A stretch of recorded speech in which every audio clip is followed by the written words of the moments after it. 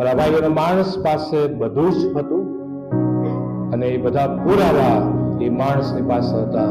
માણસ દેવને જાણતો હતો કે ઈશ્વર સિવાય કોઈ કશું કરી શકે નહીં.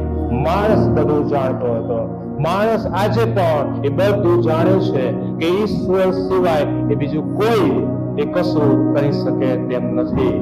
અને આ જે આપણી આસપાસનો બદલાવ અને પરિવર્તન એ બધું જે આપણે જોઈ રહ્યા છે, અનુભવી રહ્યા છે, મતલબ કે ઈશ્વર છે, પ્રભુ રાજ કરે છે, પ્રભુના નિયંત્રણમાં છે અને બધું પ્રભુના અખત્યારમાં છે અને ઈશ્વર સિવાય કોઈ આ કશું પણ કરી શકે નહીં. પ્રભુ એ જુદા જુદા અનુભવોમાંથી માણસને પસાર કરાવે છે.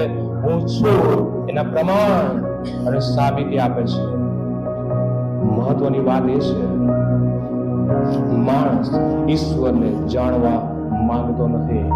માણસ પ્રભુને જાણવા માંગતો નથી અને માન આપવા માંગતો નથી.